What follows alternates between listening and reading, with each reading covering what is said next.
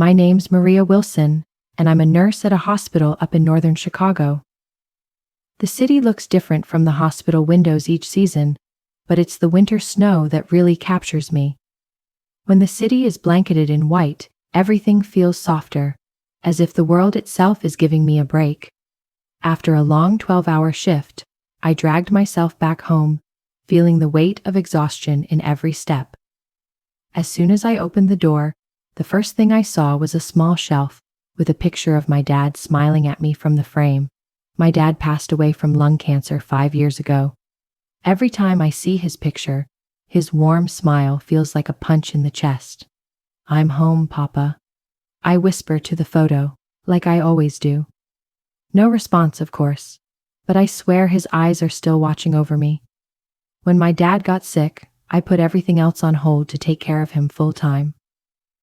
Sure, my nurse training helped, but the emotional toll of caring for someone you love? It's nothing I could have prepared for. Yet, looking back, I have no regrets. Those last days with him were all I had left. Maria, you always put everyone else first. You need to start valuing your own life. That's one of the last things my dad ever said to me. He knew me better than I knew myself. I opened the fridge and microwaved some leftovers from last night. It's nothing fancy, but it's enough for me tonight. As I eat, I remember I didn't answer Mom's call again today. Martha, my mother, has been colder and more critical since Dad passed, especially toward me. Meanwhile, she practically spoils Jean, my sister. This favoritism has been there for as long as I can remember, but when Dad was alive, there was balance. Now it's like the scales have tipped completely. "Maria, why do you insist on wearing those cheap clothes? Don't you make enough as a nurse to afford something nicer? You're really becoming like your father, stubborn, selfish. Why don't you learn from Jean? At least she's thinking ahead." Her words are always sharp, always cutting. No matter what I do, it's never enough for her. Sometimes I can't help but cry, but I'm used to it. That's just how our relationship is. I sift through the mail, bills, ads, the usual, and once again, there's no letter from Jean. It's been months since we really talked, and I hate how distant she's become. Jean graduated from law school and now works at one of the top law firms in the city. Most of her college expenses were paid for with Dad's insurance money and the savings I sacrificed. I put her future ahead of my own career, and I don't regret it for a second. I've always wanted her to live a great life, and now it's happening. A few months ago, I heard Jean got engaged to Ryan Johnson, a lawyer at her firm. Not from Jean, but through a call from Mom. Jean's engaged to Ryan, isn't it wonderful? He's a top university grad, a rising star in law. He's the first success story in our family. Mom's words sliced through the air, the silent message clear. Not you, Maria. In her eyes, I'm just a nurse, not someone to be proud of. I don't fit into her picture of success.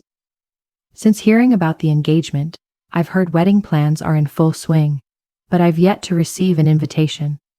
At first, I tried to convince myself it was just a postal delay, but with each passing day, the unease grew. Surely, being family, I'd be invited, or so I hoped. Maria, she's busy. Wedding plans are taking up all her time, you know. That's all Mom said when I finally got the guts to ask last week. I can't get through to Jean. She's hardly replying to my texts or calls. I tell myself she's just caught up with everything.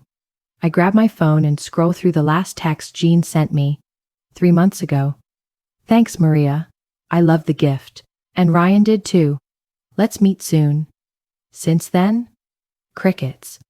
Oddly enough, I've gotten closer to Ryan's family, especially his mom, Barbara.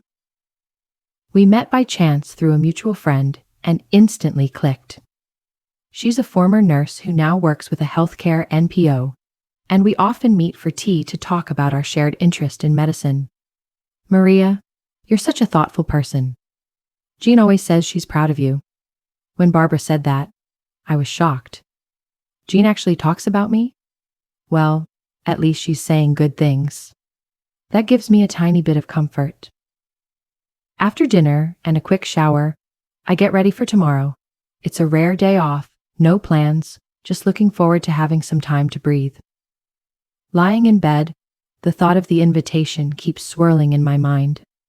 The wedding is next month. Should I still buy a dress? What kind of gift would be right? What could Jean possibly need? Eventually, I drifted off to sleep, with all these thoughts tangled in my head. Wedding day arrived, and I woke up early.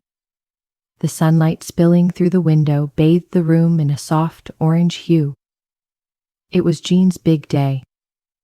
No invitation, but I convinced myself that as family, I had every right to be there. I pulled out the pastel blue dress I'd bought last month. It was Dad's favorite color. It wasn't fancy, but for someone like me, living on a nurse's salary, it felt like a splurge. Standing in front of the mirror, I carefully styled my hair into an updo and added a pair of pearl earrings. Keepsakes from Dad. The final touch was a simple but elegant look that, for once, made me feel almost decent. At least today you look halfway decent, I muttered to my reflection, trying to reassure myself. My mother's voice kept ringing in my ears, especially today of all days. I wanted to scream at her, to finally rebut all those harsh comments about my appearance. On the bed sat Jean's gift, a blanket I had spent 2 months knitting by hand, soft white yarn with tiny blue flowers, woven with love and hope for her happiness. I made it in the design of a legendary blanket that Dad had given Mom when he proposed, or so the family story goes. It's one of the few happy memories Mom still brings up. I really hope Jean likes it. I wrapped it carefully in paper and tied it with a ribbon, then scribbled a simple message on the card. Wishing you endless happiness. I figured fewer words would carry more meaning. I called a cab and made my way to the downtown hotel. As the city passed by outside the car window, it seemed unchanged, going on with its daily routine. But inside, I was a mess. Joy, anxiety, and a weird sense of dread all mixed together. I was supposed to be celebrating Jean's big day, but all I could think about was why the hell I never got an invitation. Windsor Hotel, the driver announced. Thanks, I muttered, paying him and then stepping out into the hotel lobby. Marble floors, crystal chandeliers hanging from the ceiling, flowers everywhere. Just like Mom said, Jean had spared no expense. The reception was set up at the entrance to a massive hall with a balcony. A young woman at the door smiled warmly at me. Good morning. May I have your name, please? I swallowed the knot in my throat and said, Maria Wilson. She scanned the list, tracing her finger across it. Then her face froze. I'm sorry, Miss Wilson, but your name isn't here. My chest tightened. This was no mistake. I thought maybe it was a misunderstanding. Maybe they just missed it. Please check again, Maria Wilson, I'm Jean's sister. She checked again, whispered to a colleague, and then returned with the same answer. I'm sorry, Miss Wilson, your name isn't on the list. My chest squeezed tighter. Was this real? The tightness in my chest was suffocating. Was this some kind of oversight, or was it something worse? A nagging thought crept in. Could my mother be behind this? The staff nodded, her voice tinged with sympathy. Yes, Mrs. Wilson is already inside. I walked inside, still clutching the gift. The hall was already buzzing with guests, and I scanned the crowd, searching for my mother. And there she was, smiling, chatting away, champagne in hand. My heart raced as I walked slowly toward her. When she saw me, her face froze for a split second, before that practiced smile returned. She quickly wrapped up her conversation and turned toward me. I barely got the words out. They said my name isn't on the list. Is there a mistake? Martha gave me a quick once-over, her gaze cold and calculating. Then her smile turned ice cold. There's no mistake, she said in a low voice, so only I could hear. Did you really think you were invited? Outsiders aren't welcome here.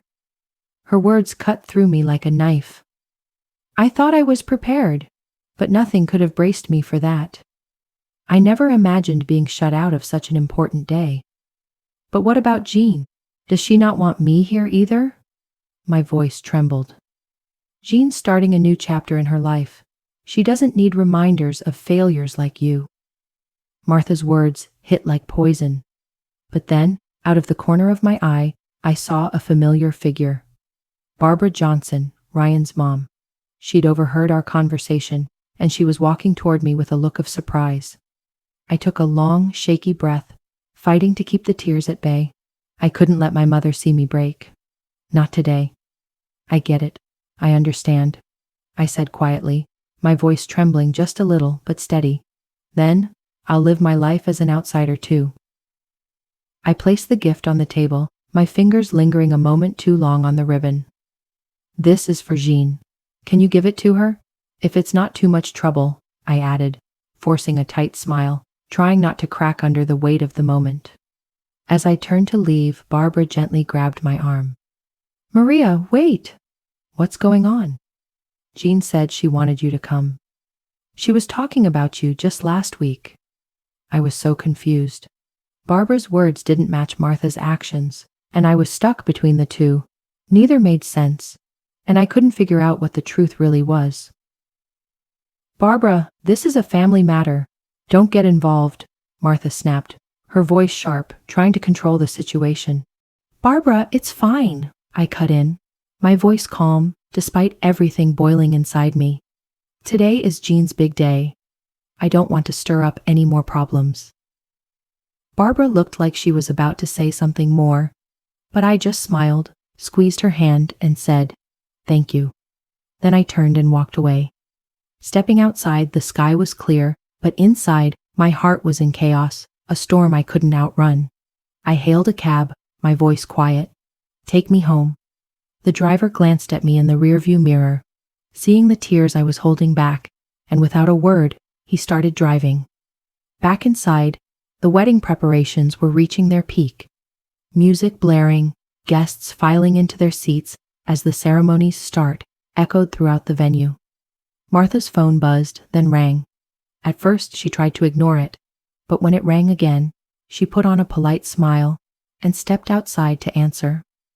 "Where's Maria?" Jean's voice came through the phone, laced with concern. "I wanted to see her before the ceremony." Martha hesitated, then her voice dropped, hollow and empty as she lied. "She didn't come." "What?"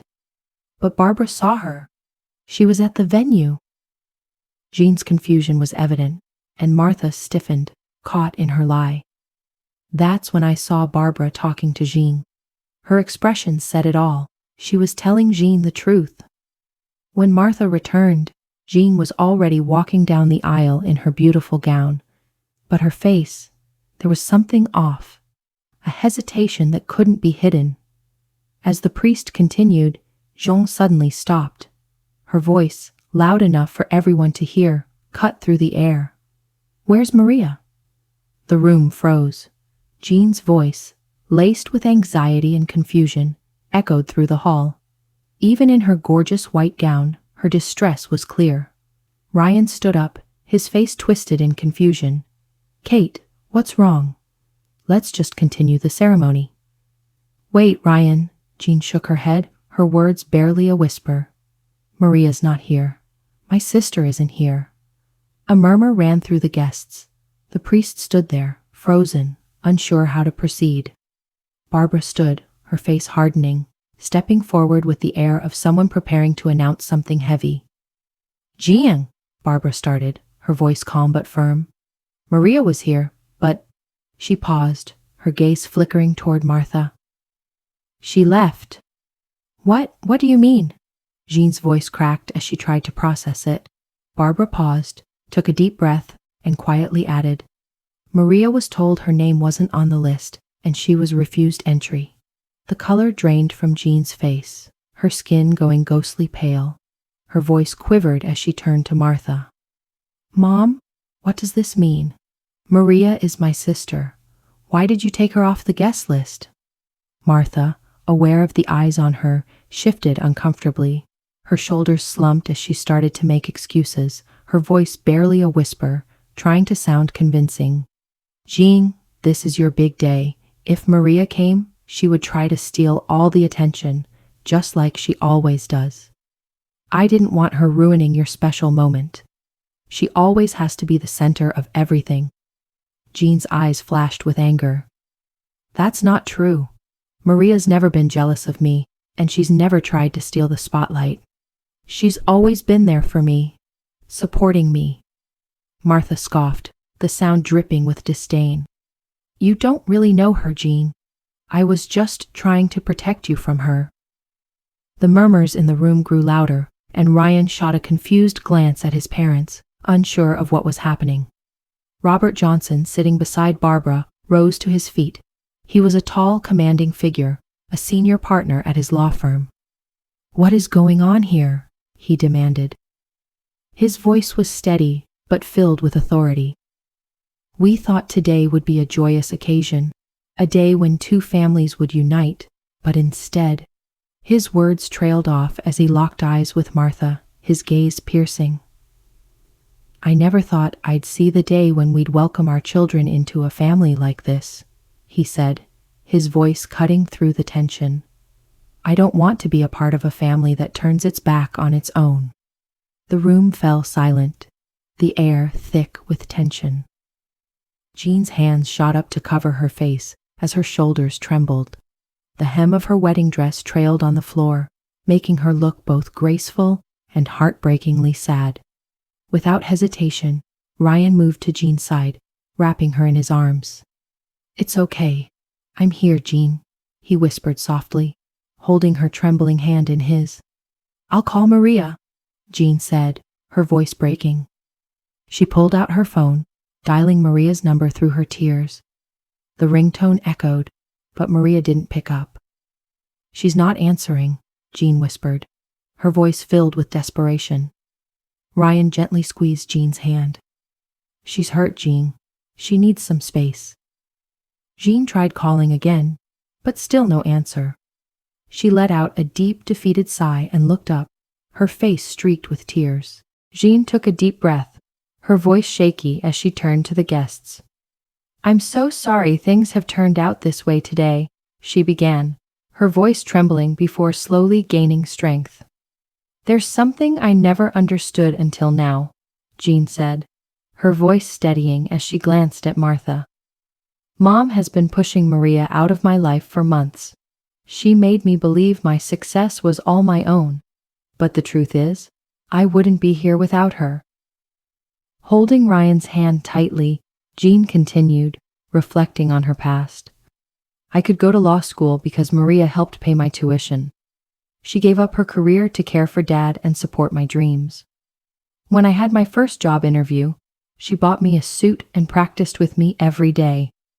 The guests exchanged looks of sympathy, and Martha, who had been standing tall, lowered her gaze to the floor, shame creeping up her neck. And this dress, John said, her hand lifting the hem of her wedding gown. I wanted to ask Maria's opinion when I picked it, but Mom told me Maria was too busy. Her voice cracked, and more tears spilled from her eyes. Barbara moved toward Jean, gently placing a hand on her shoulder. Maria's an incredible person, she said softly. She talks about you all the time, always asking how you're doing, how the wedding plans are coming along. Jean's face fell, her guilt evident. I've been the worst sister, taking everything Maria did for me for granted.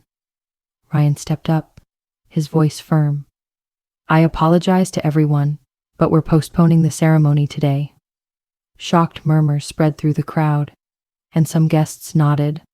Others sighed in quiet understanding. A real wedding only happens when the entire family is united, Ryan said with determination. Without Maria, Jean's sister, this ceremony just doesn't feel right. Jean squeezed Ryan's hand, her voice shaky but filled with gratitude. Thank you, she whispered, barely audible. Robert, Ryan's father, stood up, his voice carrying authority. Ladies and gentlemen, we know many of you traveled a long way, and for that we apologize. But we've decided to postpone the ceremony. Please understand our choice. His gaze turned sharp as he faced Martha. I can't trust anyone who doesn't value family. How could you do something so despicable? Martha froze, her face drained of color. Her hands shook with a quiet tremble. In that instant, the false image she had carefully crafted for years shattered. Jean lifted her wedding dress with one hand, holding her phone with the other. I need to find Maria. I need to make things right. Ryan nodded, draping his jacket over Jean's shoulders. We'll go together. They walked toward the door, but Jean stopped and turned back to face Martha. Mom, I can't just forgive what happened today, but you're my mother. I hope one day we can find a way to reconcile. Martha couldn't respond, only standing there, tears silently streaming down her face. Jean and Ryan left, hand in hand, while Robert and Barbara took over greeting the guests. As they left, Barbara called out to Jean, "When you find Maria, tell her we send our love too." Once they left the venue, a stunning sunset painted the sky. Jean took a deep breath.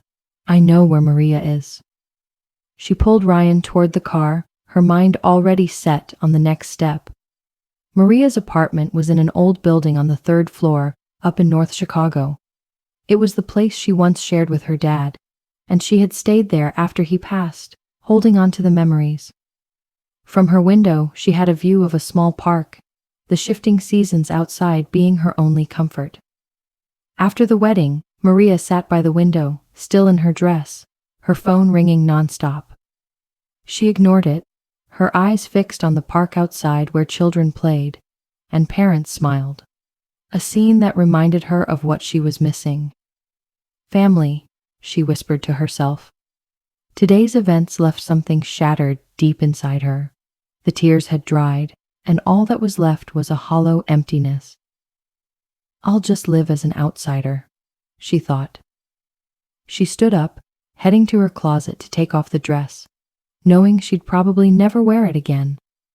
Around 7 p.m., a sudden knock echoed through the apartment. Maria didn't answer, hoping whoever it was would give up and leave. But the knocking didn't stop. Soon voices began to drift through the door. Maria, open up, please. Jean's voice broke through the silence. Maria stayed still, not moving an inch. Maria, we're here. Let us explain, came Barbara's voice, softer now. Maria felt a jolt of confusion. Barbara's here too, she thought, unsure of what to expect. Maria, I understand how hurt you must be, but could you please open the door? A male voice, probably Ryan's, added, his tone pleading. Hesitant, Maria walked to the door and peered through the peephole. She saw Jean, Ryan, Barbara, and Robert standing there. Jean was still in her wedding dress, her eyes swollen from crying. With a deep breath, Maria slowly turned the knob and opened the door. Maria! Jean rushed inside, her arms wrapping around her. I'm sorry. I'm so sorry, she cried, her voice broken, her whole body trembling in guilt. To her surprise, Maria remained calm. Jean, what about your wedding? Why are you here? Ryan stepped up, his voice calm yet firm. We postponed the ceremony. A wedding without you, Maria, wouldn't be complete. Maria stood in stunned silence. Ryan's parents stood beside him, smiling gently, not knowing how to help. Barbara spoke softly. May we come in, Maria? Maria nodded, too overwhelmed to speak. She silently led them into the living room. Her apartment was small, but it had its warmth. Photos with her father decorated the walls, and medical books and novels filled the shelves. Jean, tears still streaming, reached for Maria's hand. I had no idea. You were removed from the guest list. Please believe me. We found out the truth at the venue. Robert's voice remained steady, though traces of anger lingered. Your mother, John. She removed me from the list. Maria's voice was flat, devoid of emotion. I'm not surprised. But why? Jean looked at her, confusion written across her face. Why would she do that? Maria sank onto the couch, too tired to argue. Mom has always favored you, Jean. I was just in the way. That's not true. Jean's voice rose in frustration. And there's something even worse. Her hands shook as she pulled out her phone, searching for something. Barbara told me. Mom's been lying to me about you for years. Look at this. Jean shoved her phone into Maria's hands. The screen lit up with old text messages. One message from 2 years ago. Maria says she can't make it to your graduation. She's too busy. Don't worry, we'll celebrate, just us. Maria's eyes widened in shock. That's a lie. I asked for time off that day, but Mom told me you didn't want me there. Another message popped up. A birthday present from Maria? Nothing has come. Don't worry, she's always too busy with her own life. I sent presents every year. I asked Mom to give them to you. Maria's voice cracked. Mom's been lying to you, Jean. She made you believe I was neglecting everything. Barbara spoke gently. I also have letters and gifts from Maria, Jean. Mom destroyed them all, trying to tear apart your relationship. Why didn't I see it? Jean said, regret heavy in her voice. I should have questioned Mom more. I remember everything you did for me. She took both of Maria's hands, her gaze intense. Tuition for law school, that suit for my first job interview, nursing Dad through his illness. It was all because of you, Jean said, her voice shaking. Maria felt a lump in her throat, emotions swirling inside her, anger, sadness, relief, and love, all mixing into something she couldn't untangle. But why, Jean? Why would Mom go so far? Maria's voice cracked, barely above a whisper. Ryan spoke softly, his voice filled with quiet conviction. I think Martha wanted all the credit for your success, Jean. Maria's existence threatened the perfect picture she's been trying to build. Jean's voice trembled as she spoke. Mom was crying when we left the venue. But honestly, I don't know if I can ever forgive her. The room fell into a heavy silence. Maria stared out the window, her mind lost in thought. Slowly, she lifted her gaze, looking at Jean. You're my sister. That will never change. Her voice was soft but unwavering. What Mom did, it may take time to forgive, but none of it is your fault. Jean's face softened, a look of relief washing over her as she embraced Maria once more. The sisters held each other tightly, as though trying to make up for the years they had lost. Ryan stepped forward, his voice gentle yet resolute. Maria, we want you at our wedding, the one we're postponing. Of course you'll be there. A smile spread across Maria's face, her first real smile in what felt like forever. I'd be delighted, she said, her voice filled with warmth. Barbara placed a comforting hand on Maria's shoulder, her voice warm. You're already part of our family, Maria. We won't let anyone push you away again. Robert nodded in agreement, his voice firm. In our house, family is everything. That's all that matters. That night, they sat together, talking long into the evening, filling the gaps that years of silence had created. They reminisced about their father, Jean's childhood antics, and the simple joys of the past. Remember that summer Dad took us to the lake, Maria said, her voice filled with nostalgia. Of course, when I nearly drowned, and you jumped in to save me, Jean replied, laughing softly. Dad called you our family hero after that. As the night wore on, Barbara and Robert stood to leave. We'll come back tomorrow, Barbara said, giving Maria a tight, comforting hug. Jean and Ryan stood up to leave, but Maria stopped them. Why don't you stay here tonight? I'll pull out the sofa bed. The following Saturday, Jean and Ryan's wedding took place in a small garden, with only close family and friends in attendance.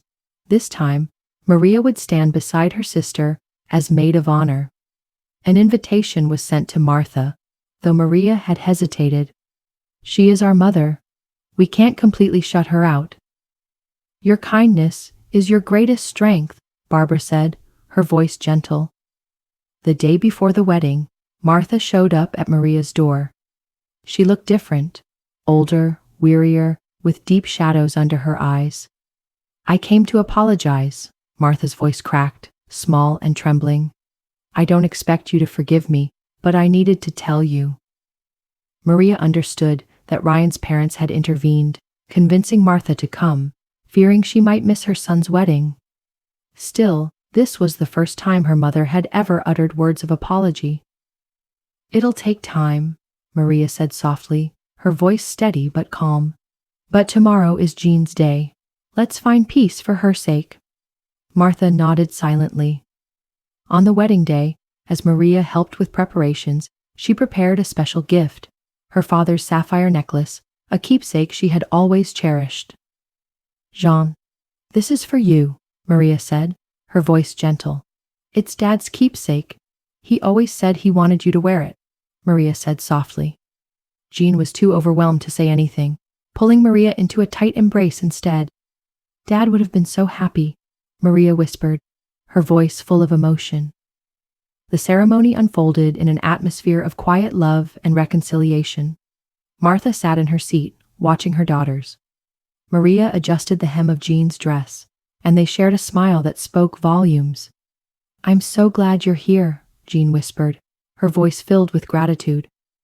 I'm not going anywhere, I promise, Maria responded, her voice strong but gentle.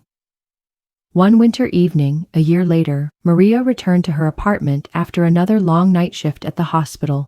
The city was blanketed in snow, and when she stepped inside, the warm air and the soft glow of the Christmas tree lights welcomed her home. Over the past year, Maria's life had shifted. She and Jean now had lunch together once a week, sometimes in the bustling hospital cafeteria, other times at their favorite downtown restaurant. It became their routine, a way to make up for all the time they had lost. Do you remember the doll you wanted for Christmas when you were 5? Maria asked John one afternoon, a nostalgic smile tugging at her lips. John laughed, the memory clear in her mind. Of course, I was waiting by the door for Dad to come home, and you said, Santa's busy. So he asked Dad to bring it. But the truth is, you went behind Dad's back and bought it with your own savings. That smile of mine was your greatest gift. On the table was a card from Jean, her handwriting on the front. Merry Christmas. Please spend it with us at our home this year. Inside, a handwritten note read, I have something to tell you. Something very special. Maria smiled to herself. During their lunch last week, Jean had dropped hints, though there hadn't been an official announcement. As her sister, Maria had already picked up on it. She couldn't help but notice the glow Jean wore when she placed her hand on her stomach. Meanwhile, Maria's relationship with her mother, Martha, had become increasingly strained. Since the wedding, Martha had isolated herself, living alone. Once revered, Martha now found herself rejected by those around her as the truth about her lies and manipulation spread.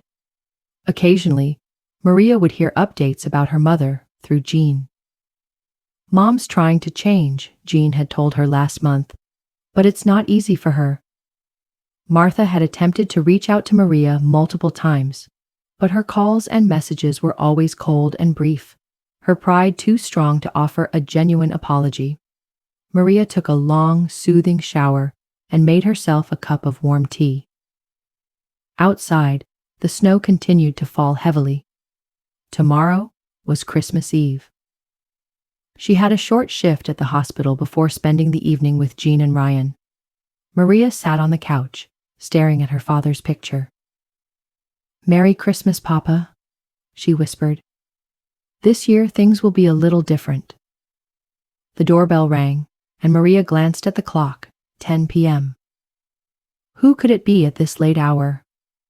She looked through the peephole and saw Martha standing outside, her coat dusted with snow, a small bag clutched in her hands. Her face was a mix of anxiety and determination. Maria hesitated for a moment before slowly opening the door. Maria. Martha's voice was small, almost trembling. Do you have a moment to talk? Maria paused for a moment, then nodded quietly. Come in. You must be freezing. Martha stepped inside, brushing off the snow from her coat. She no longer looked like the poised woman from before, but just a tired, middle-aged woman, weathered by time. Maria took the coat from Martha's shoulders and led her to the living room. Would you like some tea? Thank you, Martha replied, her voice barely above a whisper.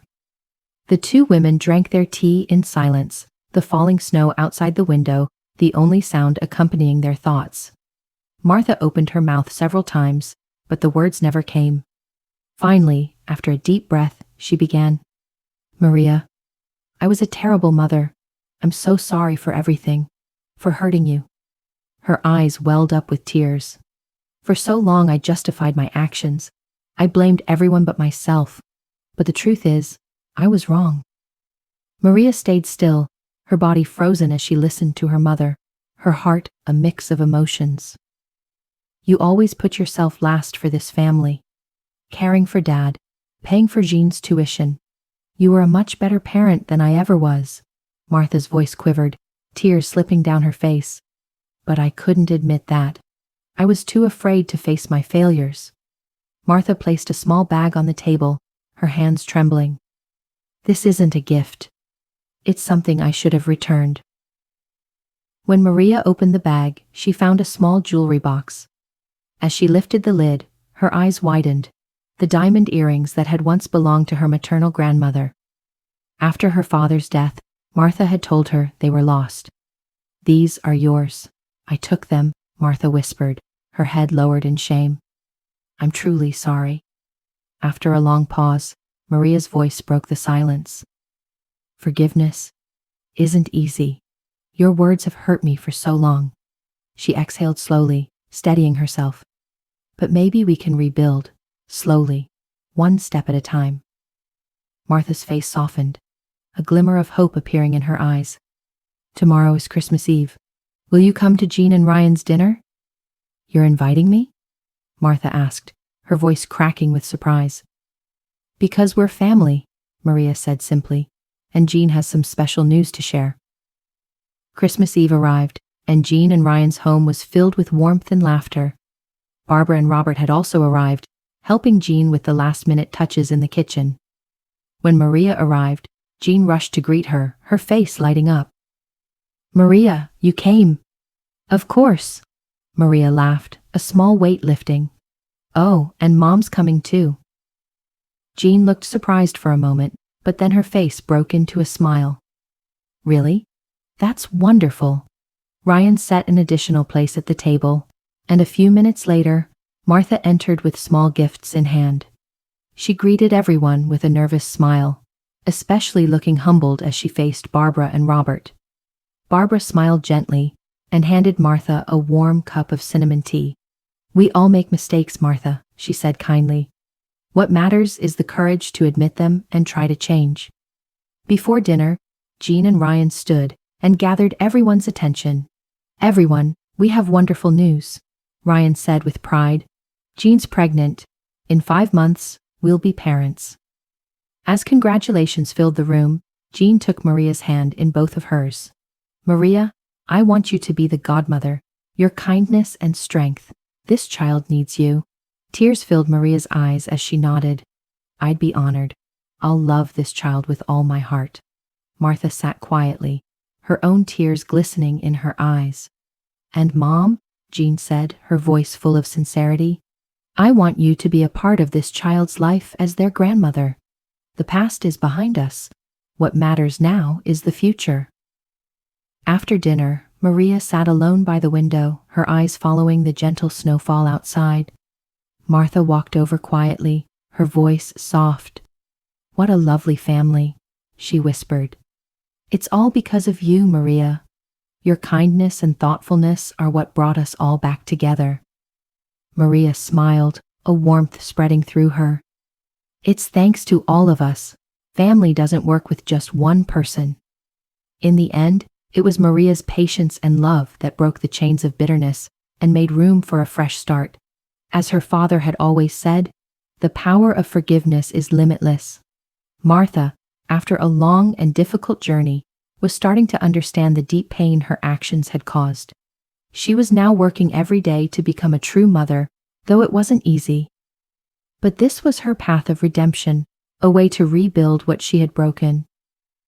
That night, as the whole family gathered for a commemorative photo, Maria spoke to her father silently in her heart. Can you see us, Papa?